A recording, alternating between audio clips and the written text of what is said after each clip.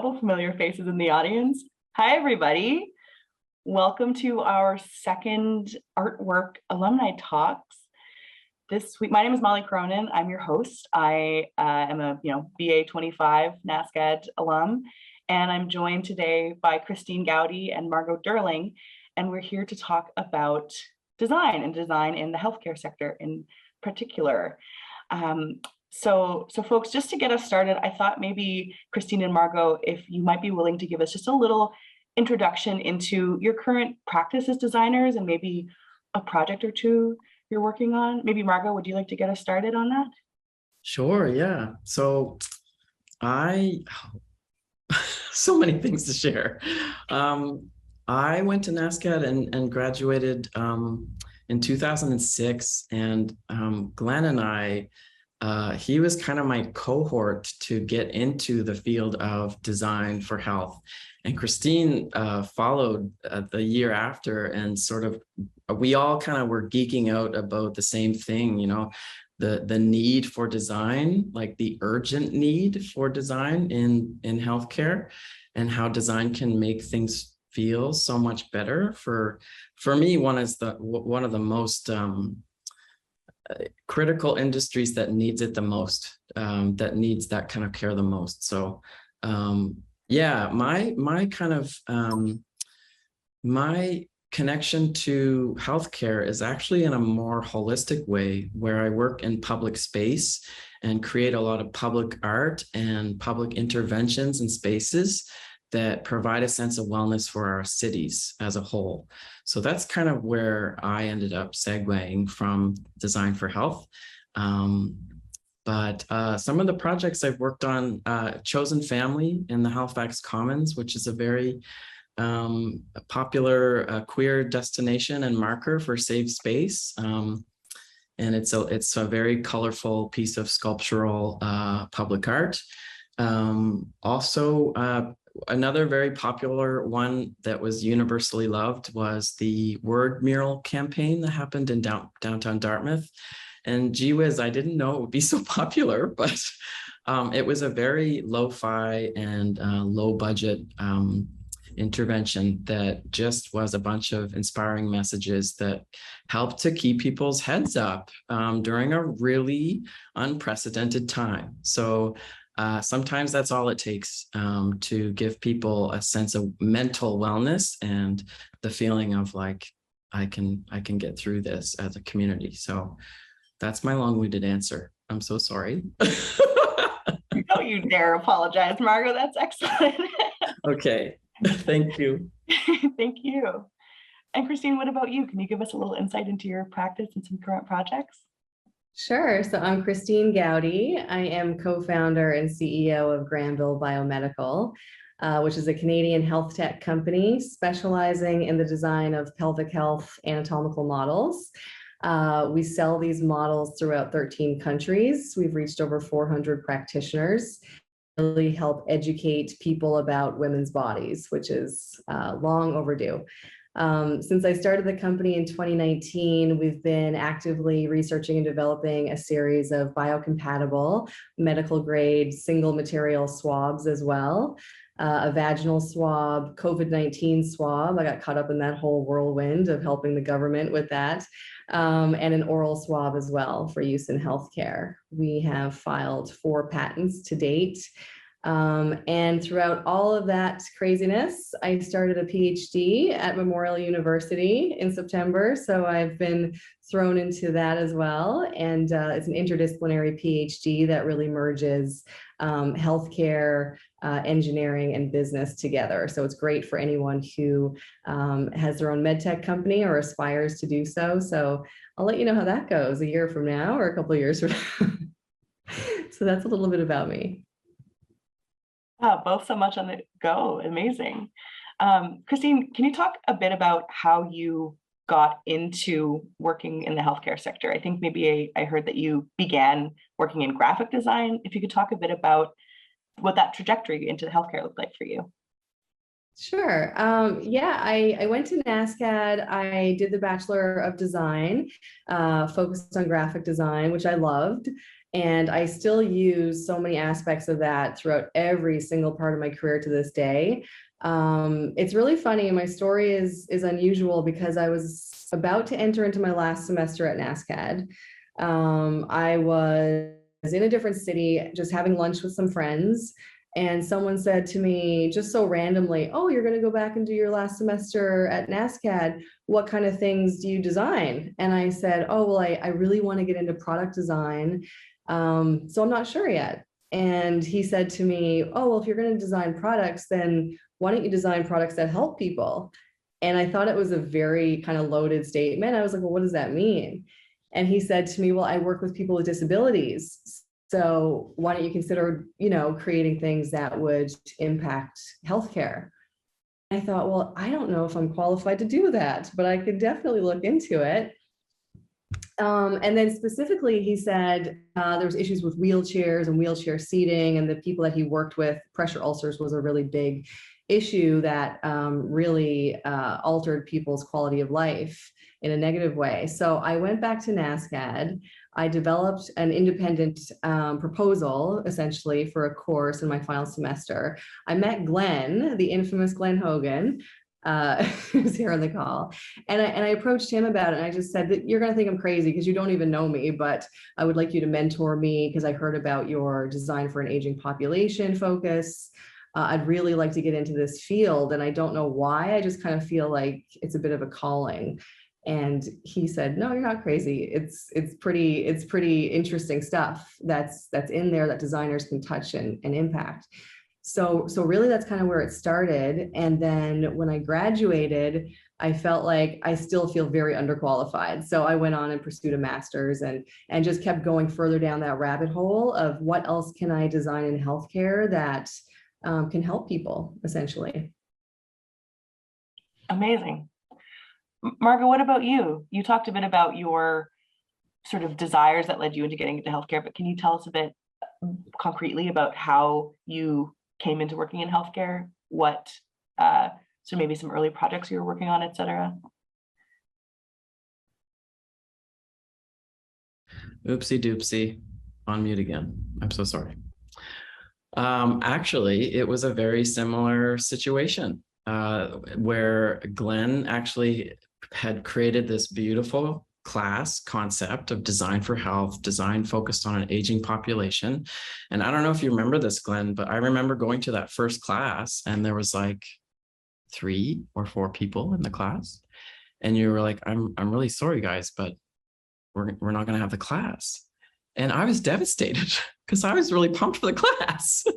And so I snuck up on you after class and I was like, "Glenn, come on, let's do something together. Like, let's do a thing."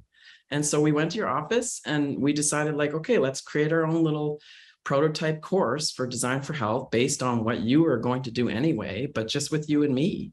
And I went, to the school and said, proposed a certain amount of credits and what have you, and off to the races we went. And I produced a very special lifting device that I ended up working on and prototyping for 3 years solid. It was my thesis project for the honors design program at NASCAD. And I had a very unfortunate experience with it, which speaks to, strangely, very connected to what you experienced too, Christine. At the time when I developed that, I was a woman. And being a woman in business and a woman in healthcare has some challenges and barriers to be taken seriously. And, times have changed a little bit since then, but this would have been 15 years ago. I'm going to keep the story as short and simple and to just give you what matters in the story. I had a once in a lifetime opportunity to patent and have a business partnership with a company. And I was sexually assaulted by that person. And so when I flew back to Canada, it was like a non-starter for me. I knew that I could take that design and redevelop it for another purpose and go after a different patent. And I did have opportunities at the time. There were construction people, there were people that worked on ships, there was different industries approaching me to want to develop it. But to be very honest with you, like that cracked me. Like it broke down the entire purpose of that. And so that's all I want to say about that. But what I want to emphasize was how beautiful the process was working with Glenn, and how how remarkable it was to see a prototype. For example, for me, the most memorable moment was seeing it tested on an older lady for the first time, and she put it on and it was cozy. I designed it to be really like comfortable. And she said, "Oh my goodness, I feel like a superhero." And to me, like that was just all I needed to hear. Like that design goes beyond form and function. It also needs to bring joy. It needs to make people feel safe and comfortable and feel a sense of pride. And I think that's a big part of what I learned from Glenn and from NASCAD, is that aspect of dignity. It's so real, and especially for an aging population who's often forgotten, or in Christine's case, like women in healthcare, like their needs are seen as secondary. Like that is just not okay anymore. So yeah, that's kind of a long-winded version of why I got into design for health and wellness.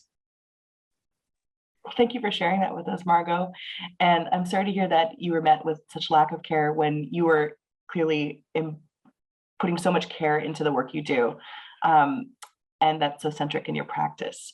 Can you talk a bit about what kind of consultation looks like in your work, like how you work with community in your projects, how you think about the body moving through spaces, and how you bring in other people into that project?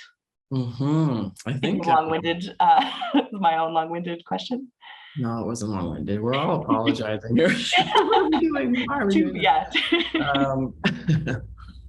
I think public consultation has unfortunately in recent years become a bit of a buzzword or a buzz phrase. And in that process, it's lost some of its meaning. I think with public consultation, there is no one broad stroke for any community. You have to look within each community to see, you have to look at all the details. You have to look at when you're consulting with them. Where is it happening? Do they have a choice of where it's happening or when it's happening? Yes, they should. It should never be a process where we are putting up posters in public places and expecting people to come to that consultation. In certain communities, the care is required to actually knock on doors and say, we really want to hear from you, and we're willing to build relationships to make this meaningful for you. Because if you don't do that, then the results are never successful. You have to involve community, and you have to do it in a way that is not checking off a box. So. Yeah, that's amazing. Thank you, Margot. Christine, you talk specifically about something called co-design in relation to your work at building or designing the wheelchair seat, and it seems to fit in really well with what Margot was saying. Can you talk a bit about that concept and how it applies to your practice? Yeah, I learned so much over the past bunch of years designing for disabilities and designing in women's health, and I remember what kind of triggered me to start changing how I designed or approach design was when I went and I started my master's at Carleton just a few years after I finished NASCAD, and I took some electives in biomedical engineering because I really wanted to get serious about developing medical devices. And they would teach me about the medical device design process. And I use that loosely, like in quotation marks, because that's how they always did it. It was one of those things that's never really been changed or looked at or really unpacked. And they would always teach us that you consult the end users towards the end of the design process. And then you reiterate and then you make changes if need be. But I thought, well, how come they're not consulted or integrated into every single step of the design, research and development phase. So working with persons with disabilities, for example, how on earth can we design something for someone with specific needs when they're not consulted until the end product is almost, ready for market? So I made my whole thesis about that exact topic. How do we integrate them throughout the whole entire process, or actually have them as part of your team? So, we try to always have those voices loud in our design process throughout the whole process. And not just consulting people at the very end. I think that's been very beneficial for us. Working within women's health as well. Our whole team is, well, right now, I guess 95% of our team is a women-based company, basically. And our voices are very loud, maybe too loud, because, we're all designing devices and tools that need to be redesigned. And it just brings up so many bigger issues too, because there's so many devices in healthcare, specifically in women's health, like Margot mentioned as well, that things that people overlook because we've always used them, like a speculum, for example, which is used in pelvic exams and used across the board. But this tool is triggering for women as well, because and for all persons at times, because it's audible, it's loud, there's a clicking noise, it's uncomfortable. It was designed by a doctor, I think it was about 150 years ago. His name was Dr. Marion Sims, and the history of this tool was very misogynistic, and a very horrific story about how this tool was designed using spoons originally on women. So I think things like that need to be redesigned and looked at right now, and really explored, as opposed to always wanting to design things that are, next level innovative or technologically advanced. We just need to look at some basic tools that we've always used and perhaps are inappropriate. And maybe it's time for an overhaul of all those things, but integrating end users throughout that whole journey, and women designing for women, and everyone who's going to be affected by the use of any device in healthcare should have a say in how it's made. Absolutely. It seems more like a push towards collaboration rather than consultation, even perhaps like an integration of voices throughout the process, which is really, great to hear. And both of your practices seem to really, there's a perspective that comes from disability justice that is goes along the lines of nothing about us without us, and that seems key to both your practices.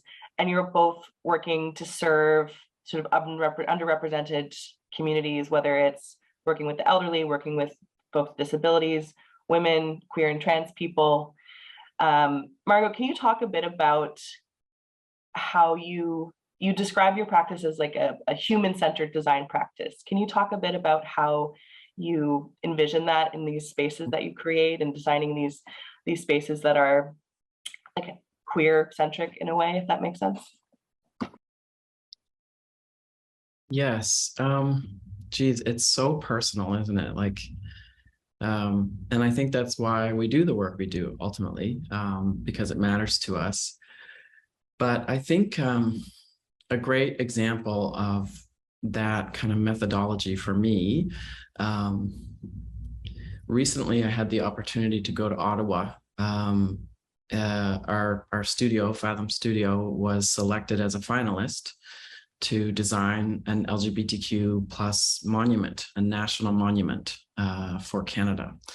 And I don't know if you know this, but if you go to Wikipedia and search LGBTQ, alphabet soup monument, there's less than 20 of these in the world, and they're very small. And some of them, frankly, are a little sad. Like, they're not well respected because they don't ask for that respect in their design or the investment that was given to them. So for me, it was important to understand the history of Ottawa. There was a lot of violence and really disturbing history that happened in Ottawa during the LGBT purge.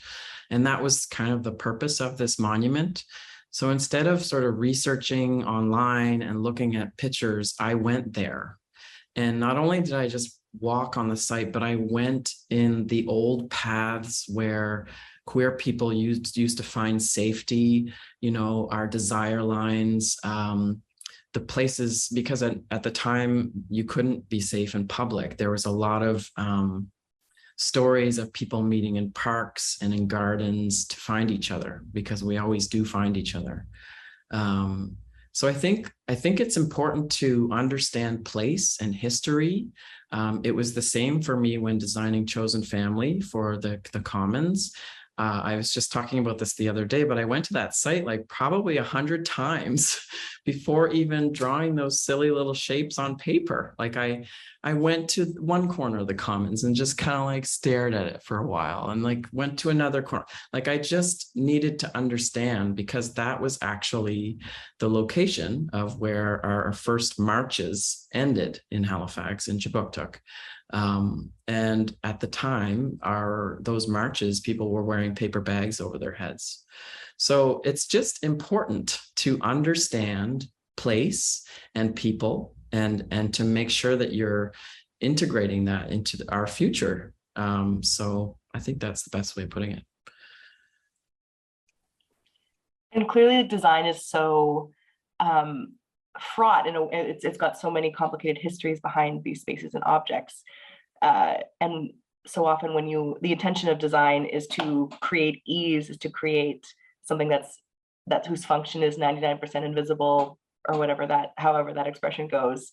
So what does it mean for you to kind of bring these histories forward, bring these conversations forward that perhaps people don't always go into designing spaces and objects? I think a lot of it is just about like education. I think that we are too quickly moving forward without acknowledging our past.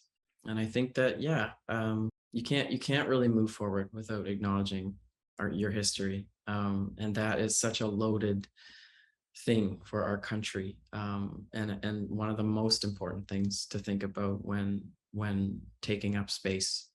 So I think history almost comes first. Like what Christine was talking about, like some of those designs that are still being used today, like we're not looking at how they were created and how disturbing those stories are, nor are we doing anything about it. Like a wonderful example, I went to a doctor recently. If you haven't been to a pelvic floor therapist, I highly recommend it. It's great for all genders. It's a little, but anyway, the folks there are so inventive, and they said, we hate stirrups. Everybody hates stirrups. Doesn't matter your gender. It's just an awful experience. These cold, sterile metal things on your feet. And so they said they took it upon themselves, and instead of using those, they now have these adorable little triangular cushions, and you just rest your legs on them. Your legs are totally at ease, and you're comfortable. You're almost in like a resting state versus like a protect me kind of state. And I just think that's remarkable, that we're at that point where practitioners are designing their own things because we haven't addressed some of these historic wrongdoings yet, so I think, that's why history is important. It's unfortunate we have to keep looking at it, but we do. True. I wonder if they had any of our pelvic health models in that clinic. I hope so. That's our main target audience right now, is pelvic floor physiotherapists and physical therapists all over the world. That category is very emerging and growing, and I do support that notion that we should all be seeing those people. They really can help all genders. All genders, and I have to say all ages. My mom, I had to like really twist her arm to convince her of the benefits. And I think so there's a generational thing happening there too, where access to those ideas is still, there's barriers there, But she did go, and now she's like, thank you so much for telling me about that. So I wanted to ask, do you work kind of closely with doctors and health practitioners? Do you get into conversations with, obviously we engage with the folks who are going to be using these devices in healthcare, but what does it look like to consult with doctors or other practitioners during that process? Can you speak to that, Christine, a little bit? Sure. My co-founder is a registered nurse, and we do consult with and meet with doctors all over the world, and nurses and different practitioners, such as pelvic floor practitioners. It's interesting because they approach healthcare innovation, I guess, from a very different perspective. They just kind of think anything is possible and that we can just create it for them. And they don't understand the regulatory that's involved through Health Canada or FDA. They don't understand the timelines and the money involved and the investment that we need, and just so much goes into the design of even the most simple medical device. Just think of the simplest thing, like a tongue compressor, or whatever. Like these things take years to go to market. And I always find it funny when I meet with even my co-founder. Sometimes we have really interesting conversations where she says to me, well, Christine, just 3D print it. I mean, why don't you just, make it blah, blah, blah with your silicone and this and that. And it's never as easy as they envision, but I do love getting their feedback because they do truly know what they need to use in healthcare, what would make their jobs more efficient. For us, the emphasis is always on patient safety. That comes first. As a designer, it's interesting because I always want to make things look beautiful and functional.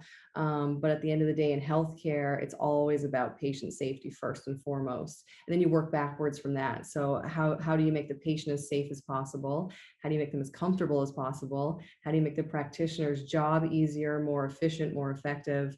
And then also, how do you make it beautiful? How do you combine all those things? And that's the difference between working in healthcare as a designer versus maybe a different industry sometimes, is that you're kind of working from a different lens. But it makes it just a richer experience too, because you're looking at the whole entire chain of people that are affected by one design. And so I really enjoy it. I can't imagine doing anything else, even though some days it's, me tearing my hair out. But for the most part, it's the healthcare has the most incredibly complex design problems that I've ever discovered. So I feel like this is going to keep me busy for many years to come. Are there particular things in healthcare you kind of would enjoy working on, problems you'd like to solve in your projects? Funny that we're talking about all this historic projects that we've done, because I actually want to get back to wheelchair seating. As silly as that sounds, just in terms of me making a full 360, it's still an area that really needs so much innovation. I worked as a wheelchair seating specialist for a while, actually, after I graduated from NASCAD. And I realized, no, that's not the answer, because I wasn't allowed to use my innovation or design thinking to create new products. It was always just the old way of doing things, the old way. And I want to create new ways of doing things that puts the patient first, prevents pressure ulcers. So in this PhD that I just took on, literally all I want to do is create new solutions for wheelchair users. So I'm developing a pressure mapping system now connected to an app, and it's going to I'll no longer be creating cushions, because I don't think that was the answer either. I think there's a different way to intervene some of these healthcare complications like pressure ulcers for wheelchair users. So now I'm just looking at things from a different kind of perspective, but I just want to get back to that. And I can't explain it. I just feel like there's something pulling me back to it because I didn't solve it. And as a designer, it's like you just can't sleep until you find the right solution for something, or at least something that will be the first step in the right direction. So here we go again. We're going right back down this rabbit hole, and I'll be calling up Glenn in no time, looking for some more ideas and collaboration, I'm sure. But that's an area that I really want to get back to now. Amazing. Thanks, Christine. Margot, what about you? Are there any spaces or projects that you really would love to work on in the future? Where to begin? I can get pretty jazzed about a lot of things. I think that my backbone is really rooted in social justice, and so it's funny. I also think a lot about design for health and going back to that world, because I think that the socio and economic barriers to that industry are still very real. And so it taps into a lot of the things that make my heart tick. And, unfortunately, a lot of the reasons that kind of give me that extra push are for personal reasons and reasons within my family. Christine, my dad just had a stroke last year and he's in a wheelchair. So hearing you talk about having a customized solution, that's the kind of stuff, it just really excites me in a way that it's a very specific kind of excitement. I think because it's an industry that really is desperately needing it. Whereas I think a lot of other industries have lots of great design solutions in place already. I think, yeah, I would love to get back into healthcare and design for health. So if you ever want to collaborate, Glenn or Christine, please loop me in. I'm keen. Let's start a super company right away. Okay. Making moves. I love to see it. I will mention that, Margot, I still talk about you to so many people, not every day, but once in a while when it's appropriate. I do mention your name, and I do mention the ambulatory vest that you developed.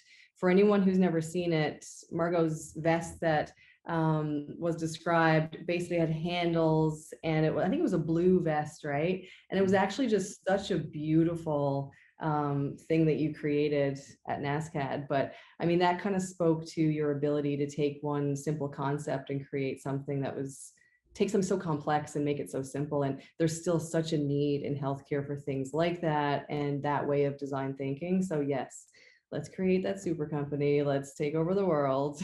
Let's bring in Glenn.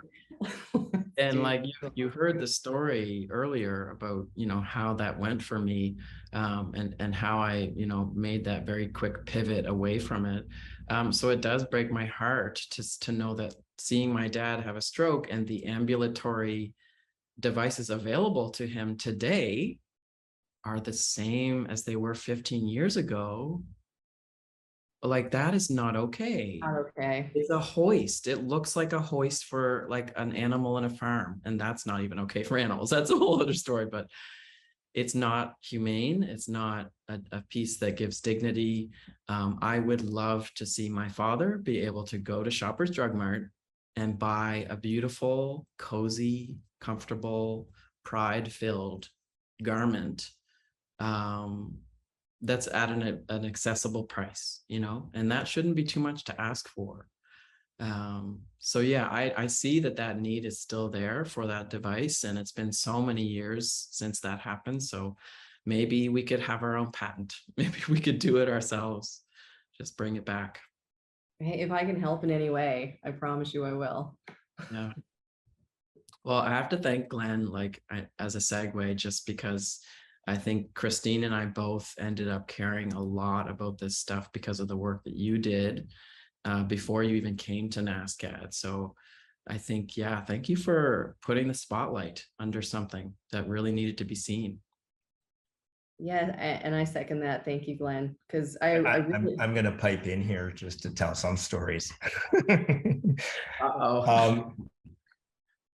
So, I mean, it was actually the first year that I think it was the first year I was here, Margot, when we met. And my recollection is there was a class called Tools for Health that I thought it was an architect. I can't remember. I don't know if you took that, but I think you had gone to Germany and were interested in some products, and then you came back. And it was something that actually, when I was looking at places to come, that was the one reason actually I came to NASCAD. I thought they had a full-blown healthcare design program, but it was this one guy. Was it Carlo? I can't remember his name. He was yeah. Mm-hmm. And so I think maybe it was the first week I was there, and we connected. And I think maybe you had started to work on that. There was something that you had developed a little bit. Mm-hmm. Independently. And I mean, the story I tell, other than I mean, amazingly talented students. So there's sometimes you just want to get out of their way because you don't want to damage their education. So a lot of drive. also just a very focused on meeting some needs that weren't being met. And the story I was telling Margot with your the lifting belt is that you had also identified some stakeholders or people that were in the healthcare industry that were lifting these people. And most of these were immigrant women that are increasingly doing a lot of our healthcare and looking after our parents or grandparents.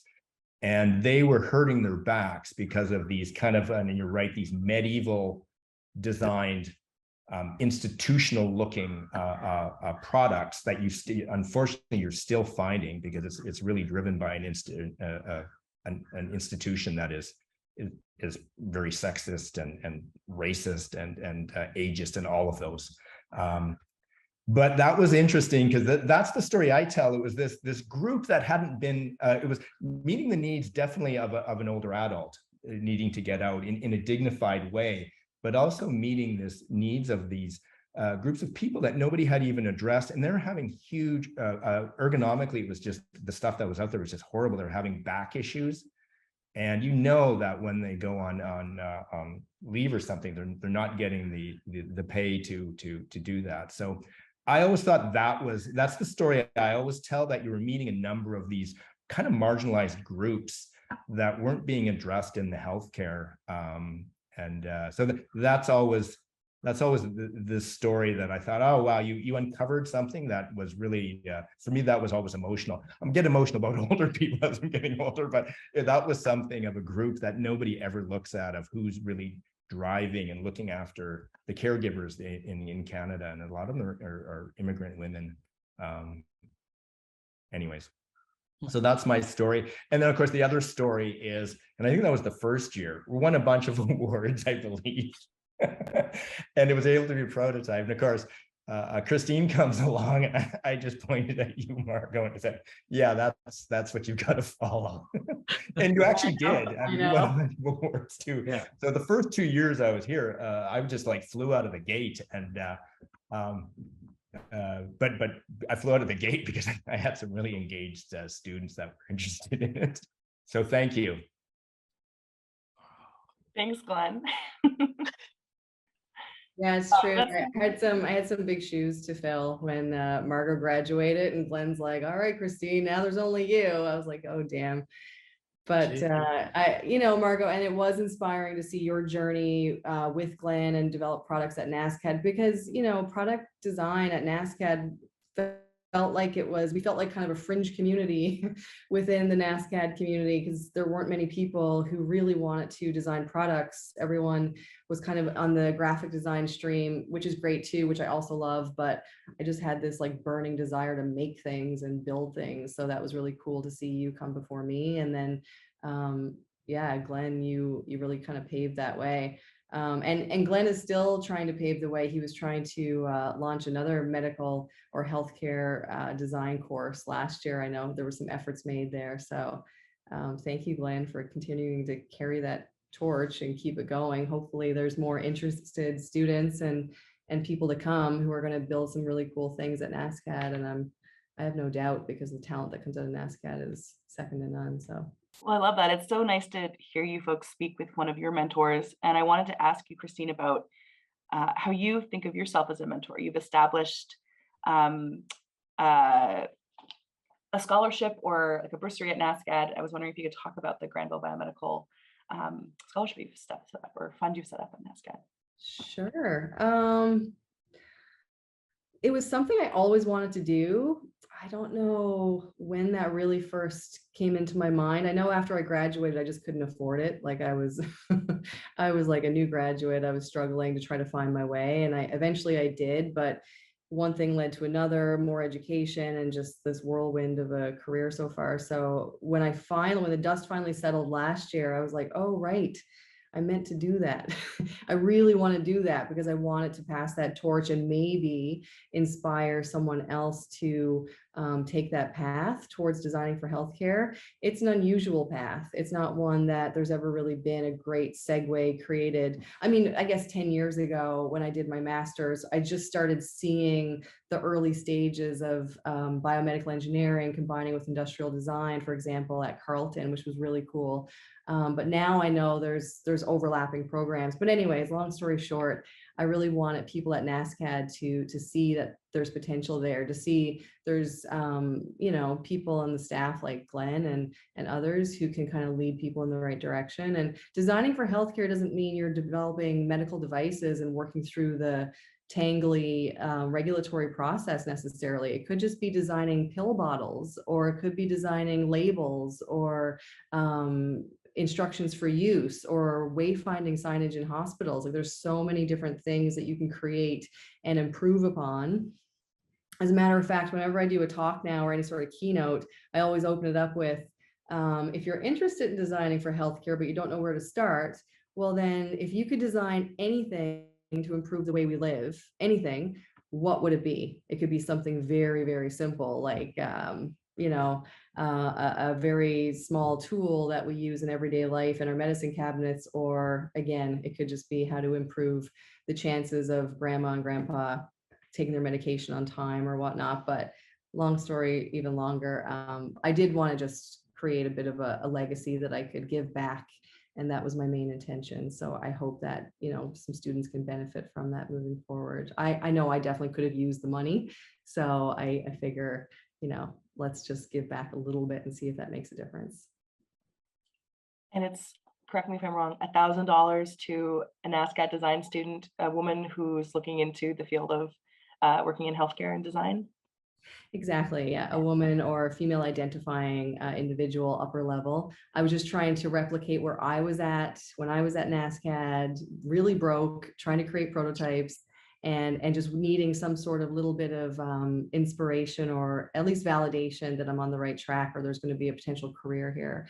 And myself and Margot and Glenn kind of created some cool opportunities there, but someone else may not see that path necessarily until they're, you know, validated with what they're doing. So hopefully that validates a little bit.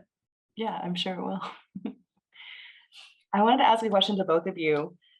We've talked about how patient experiences can be improved, how our relationship to disability, or how these design objects can help us in these situations. But my question now is, do you think, can well-designed objects improve our relationship to healthcare? We've talked about the fears around things like speculum, and can an object designed well just improve in general our relationship to feeling safe and comfortable in healthcare situations? Christine, could you start with that one? Oh, I would definitely say yes. There's so many things. I'm always watching these programs now. I mean, Shark Tank is kind of, you know, it's a great opportunity for people in the US, I guess, to go on there. But there's a new one called Unicorn Hunters, and there was a man from India, and he developed a breast scanning device. And instead of a painful mammogram, which we all know is uncomfortable, and I don't see where the dignity is in that when you have to get your breast put on this machine and it's uncomfortable and violating. But he has a scan that women can use in low resource settings in developing countries all over the world. It's a handheld device. And I feel like to make people more comfortable with healthcare means that people are going to actually want to take care of themselves more, not be afraid to get the tests done, not be intimidated by someone touching them in an unusual way that feels very violating. So I just think the chance of catching things earlier and early detection, and even just feeling confident that you know you're okay, and you know you're getting your regular tests done because they're no longer intimidating and scary. I think that's going to change healthcare for millions of people. Yeah, I agree totally. Margot, could you answer that, and then we'll go on to Q&A after that? Sure. Yeah, I think similar to what Christine's saying, I think yes, an object can absolutely be more friendly. Like, one of them that I often think of is the thermometer. Like, that poor kid, or that poor, you know, person that's suffering from X, Y, or Z. Like, do they really want to put that thing in there? Like, that could be so much more pleasant, you know? So yes, for sure, objects 100% can be redesigned to be friendly. But I think it goes beyond that to also spaces and even processes. I think that when we think about design, we often think about form and function, but we don't often think about the systems that are in place. And so sometimes I think this is a big part of what Glenn taught us too, is that ethnographic research that sometimes you have to even break the rules to get in there and see how people are actually experiencing it and do that research and put yourself in their shoes. I think that can ultimately make systems better and therefore spaces better and therefore objects and people better. And so much of it starts with access. So yeah, healthcare needs it so bad. It's just, yeah. Christine, and hats off to you for that amazing scholarship. And I hope that people just come running because, yeah, you're a wonderful leader in that field. And it would be amazing to see more people following you. Oh, thanks. You as well. Well, thank you so much to you both. So I'm going to open it up for questions now, and feel free to pop a question into the chat or to turn your mic on and ask a question. So is there anybody that has a question for Margot and for Christine? Oh, yay, Lois. I just saw your name and I was just hoping you'd say something. So, okay, this isn't maybe going to be very coherent, but first of all, I joined in because I was looking forward to hearing Christine, and I haven't seen you in quite a while since you left Carleton. But Margot, I loved what you had to say, and I really hope you go back to that wonderful design. I think it's very important. But I want to say something that sort of has hit me through listening. So Glenn and I went to school together in, well, I don't know if we went at the same time, Glenn. You might have to say. You went after I did. Yeah, okay. We were in Calgary at environmental design. We did industrial design there, master's degrees at obviously separate times. But I had known about the work that Glenn was doing because we overlapped in terms of our interest in design for older people, older adults.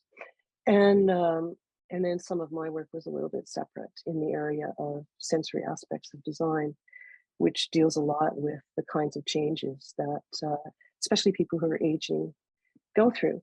But all that's kind of secondary to what I want to say. So I retired and I took 2 courses with Molly as my instructor in comics.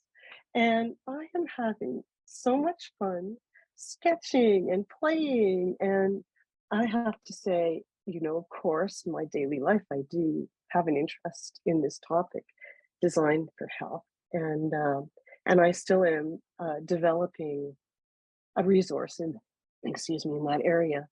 But what's hit me is we went to the same school and we influenced all kinds of students who have gone out, and here you are, you're such incredible professionals, and you are carrying the torch further. It is so important that you realize that you're not just hitting your head against a brick wall as an independent person.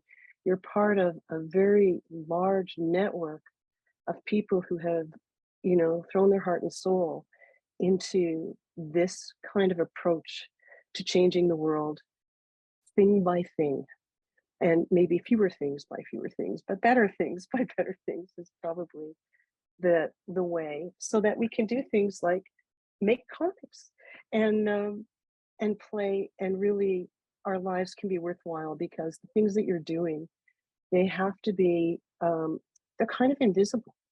They are really, you're doing that so that people can have a better quality of life. And so I'm so thrilled that I came today. I was kind of wondering about it, and I loved what you had to say. I loved seeing Glenn. I loved seeing Molly. I loved seeing you, Christine, and Margot, hearing about your work and meeting you for the first time. So just thank you. Not really a question. Can I just say too, it's really interesting, Lois, that you're here. I'm so happy to see you. Lois kind of went to bat for me at Carleton and was kind of the person who spearheaded my application for me to get into Carleton. I approached their school from a very unusual background. I wanted to design wheelchair cushions and medical devices. And although it was very unusual, Lois really kind of went to bat for me, like I said. And so thank you so much, Lois, because the master's kind of led me so much deeper into my career. And I don't think I'd be here without the combination of NASCAD and Carleton. So I feel like Glenn had something to do with that too. of course. I can't even remember that far back, but Glenn, we must have talked around that time. And he encouraged you to make that application, I think. Is that right? From what I can remember. I applied to the University of Calgary, and I think it was the environmental design program at the time that they had. I flew out there and they forgot they had a meeting with me, and I was left there sitting in a hallway for hours, and I ended up flying back on my own dime back to Newfoundland at the time. And then I flew to Carleton and I showed up at Carleton. Lois was there to greet me. I felt like a celebrity that was showing up just to literally check out the university. And it was an absolute no-brainer that I was going to go to Carleton. They both accepted me in the end. And I chose Carleton because of how I was treated by you, Lois, and the faculty. It was pretty great. So thank you. That's great. Can I just also say, thank goodness someone mentioned how talented Molly Cronin is, because if you haven't already checked out her work, Art Breck Comics, Molly's work is beyond comics.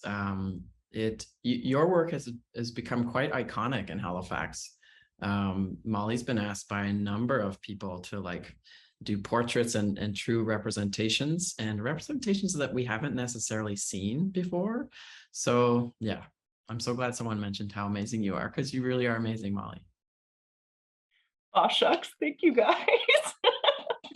Well, I love that these always feel like a little mini reunion, hey, from past students, past teachers. It's like so nice to all be together.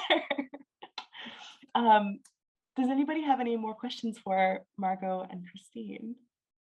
I do. Hi. Margot, we go way back. It's nice to see you. Glenn, haven't seen you in a long time, so it's very good to see you. I was a graduate from the design program in 2013. I work in healthcare now in New Brunswick. I worked for a dumpster fire, if that's the best way of saying it. And the one question I have is, it's a systematic issue, right? It's government. How do you navigate the red tape within the system? I've had to navigate a lot of it. A lot of it didn't make sense to me, honestly, in healthcare, from working within a healthcare system at one point to now navigating regulatory through Health Canada, and even just funding, trying to get funding. It's really challenging. I actually don't know if I'm a good person to answer this question, because I really don't know. I literally take it on a case-by-case basis. Every jurisdiction is different. Every province is different. I'm dealing with healthcare practitioners from Newfoundland to Nova Scotia to Alberta and everywhere in between. And it's all so different. I think that brings up a good point, that there has to be some way to collaborate and create best practices for designing equipment across country.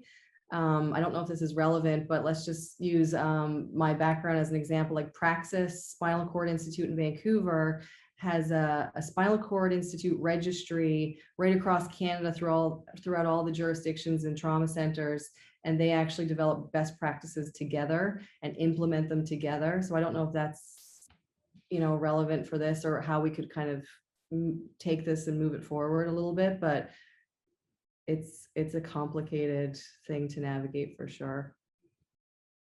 Yeah, and I think it's an amazing question also, because like it is the underbelly of everything. I think systematic issues are the bane of all industries' existence, and they are deeply rooted. So it's not simple to pull them up, and there is no clear answer. But I do think a couple things that you should, this may be unconventional, but I do think there's places where we can break rules. I think that sometimes red tape is just that, like you can probably peel it off and walk through and it would be okay. And you have to just be smart about how you do it. But like, for example, I would have not gotten such amazing research doing my lifting device had I not like saw someone go through a door and snuck through and was able to talk to a nurse or someone's mom who had just passed away. Like I, where it made sense, I break rules to find the heart of the matter. That said, I also think that there are grassroots ways that are not illegal. I think that healthcare is something that impacts all industries. And so there are ways to partner with organizations. So, for example, a community garden or partnering with sports and recreation from the city, thinking about healthcare and wellness as a bigger thing for our communities as a whole. I think that is potentially where we can access changing some of those systems, is kind of doing it ourselves. Systems, like I said, are the hardest things to change. So I think if there are grassroots ways within our communities that we can start to make those changes now. I agree with that too. I was just going to add to that the government seems very hungry for ideas, how to solve some of these challenges. So I feel like all it takes, what's that saying? I can't remember the saying. What is it? Something rewards the bold. But anyways, I feel like anyone who's bold enough to step forward and take a chance and say, here's my idea to change this, and here's how I think we can collaborate across, I don't know, whether it's jurisdictions or, as Margot mentioned, with an organization. I really feel like the government is willing right now to listen, especially since COVID. They seem very much in a place where, okay, tell us what we need to change and let's make those changes to build better efficiencies across provinces or industries. There's also the Can Health Network, and they just started last year or during COVID, and they're really trying to facilitate those conversations and bring academic research and whatnot to market, make it a little bit easier. I don't know if there's any ideas there, but those are my thoughts on it. No, it's great. It's, in New Brunswick, it's people just keep getting fired and they just keep being replaced by other healthcare professionals, and there's never any solutions. So they just kind of, I feel like working for the healthcare industry in New Brunswick, I'm throwing like a thimble of water onto a dumpster fire, truly. And it can be a real struggle, especially when you see it firsthand. You see it every day in the hospitals. You see the reactions of people and the nurses, the physicians. They're burnt out, they're tired. Right. I think there's a lot of work that needs to be done within the country in terms of finding solutions. I think it should all just be completely, just start from new, right, Glenn? Like anytime you're feeling like you're stuck somewhere, just start over and try again. I'm learning a little bit about the Canadian healthcare system as I go, and I feel like part of the issue, this might be like a bigger conversation, but is that a lot of practitioners can't work in private and public in one jurisdiction or province. But if you had the option to leave the public system and take a break and go into a private clinic for a couple of years or whatever, that could alleviate everyone, this whole exodus leaving the public healthcare system. And then where are they going? They can't go work in private, or they have to make a complete switch to private and not go back to public. But there should be a way to work in both and give people a break from that public system. Because I think, especially since COVID, people were so burned out and it was so unfair. And I don't even think people want to, even as much as they did before, want to get into the healthcare system anymore and work as nurses or whatnot. So it's very intimidating for new students or new graduates when they hear about all those issues. But yeah, I think if you can work private and public in one province, I think that could alleviate some people leaving the public system altogether.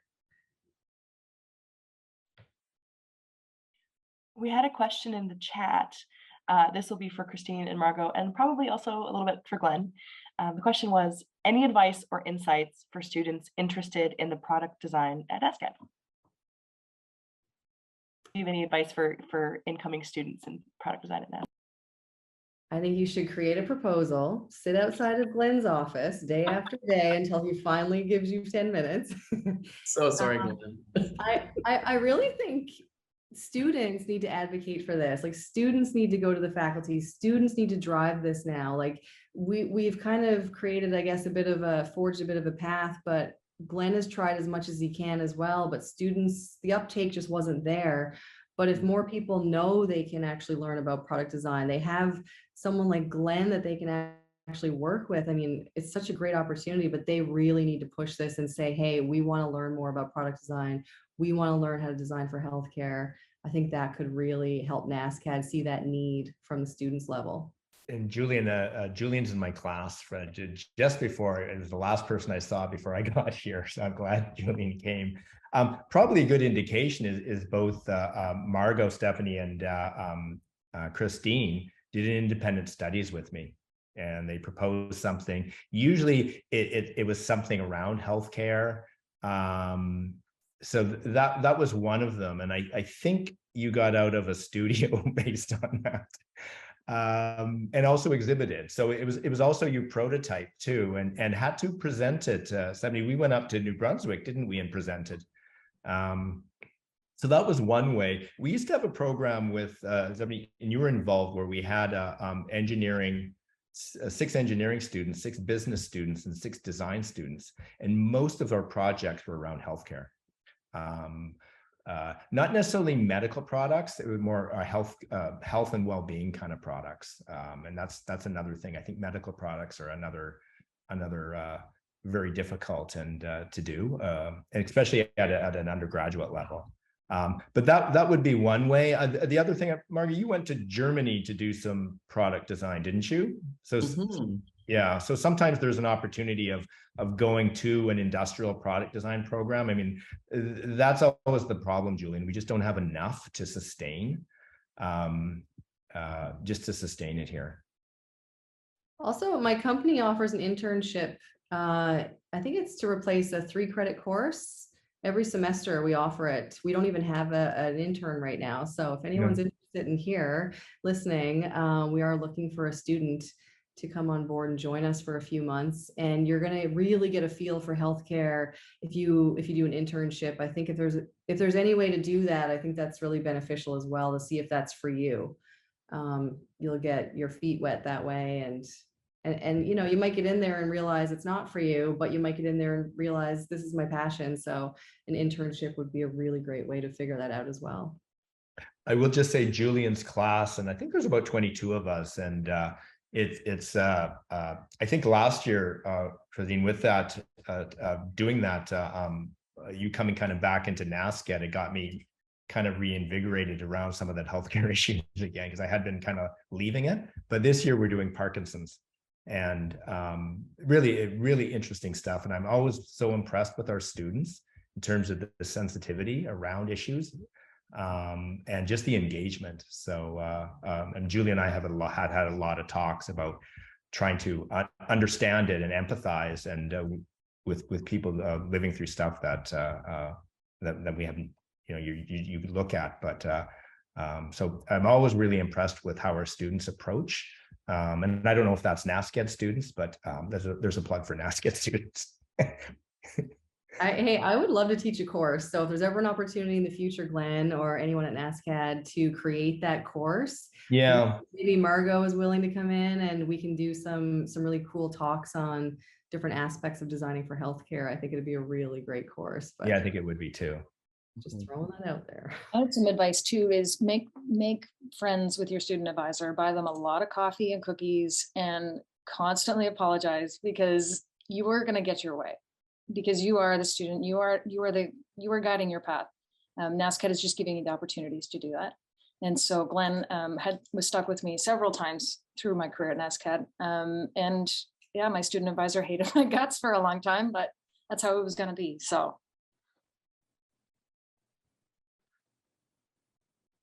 And we popped the link to that internship that Christine mentioned into the group chat for anybody who might be a current NASCAD student in the talk, or might know somebody who would be interested in checking that out. Yeah, come work with us. Well, we're just about at our time, or a little past perhaps. Does anybody have one final question before we head out for the day?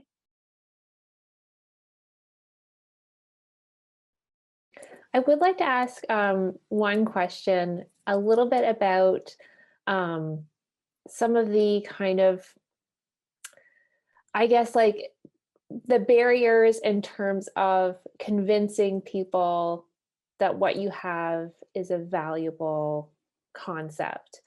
And so I work for the government of Nova Scotia as well, in service design, and I was involved in a lot of projects over COVID, and there was a lot of needing to convince someone of doing things in a new way. And this is something that Stephanie already talked about a little bit as well. But can you tell me a little bit about what really worked when, what kind of made that light switch flip for people when they finally got, okay, this is a valuable thing and I can see this? Maybe those kinds of early adopters, who were they, and kind of what was their response, and how'd you get them? I can tell you what works for me almost every time. 99% of the time, this works every time. I really lean into storytelling now. So whether it's a keynote, or I'm pitching a product, or I'm pitching to investors, or I need people's buy-in, which is almost every day of my career, I tell people the story about the people behind why this is important. What was that phone call that came in saying that I need this product, or who was that person that this had impacted in the past, or you've seen used by. If you can tell a story around and actually bring real people into it. Margot's story about the ambulatory vest, and the use of that by various persons who could use it. I just feel like it's so powerful when you put real people in that scenario, and that's what seems to work lately for me when I'm trying to really help people understand. You're pulling on their heartstrings a little bit, but also giving them something that they can understand in a contextual way. Otherwise, concepts seem so, well, how do we use this, and what's the application, and who's going to benefit? But if you can actually do some sort of personification or persona, like we learned at NASCAD, designed personas of people who could benefit from it, it really helps convey the story and translate that research into a real world application. Well, thank you for sharing that. That does feel familiar to me as well, because once you get that one or two people who have trust in the work that you're doing, everything else kind of tends to fall into place. So that's a good reminder about how you tell that story and how it can make all the difference. Thank you. Just one last thing I was going to add to that, not to take up too much airtime, but I feel like it's so important as designers to design for real needs, not to create a need in your head that you think people might need. It's so important to find a real need. So to identify what is a real world problem right now that other people experience, not just you. If you can identify that, then you work backwards from there. But to create just a concept and then try to sell it to people, which is called a technology push, is so much more difficult than doing what's called a market pull. So when the market is asking for something because there is a gap in healthcare, a gap in how people use products, a gap in technology that actually exists, it's so much of an easier sell than trying to invent something and hope to find a market for it. But as designers, I think that's our responsibility to really answer that call and create real products that solve real problems. And I think that's going to be, the path forward and the benefit to people in healthcare.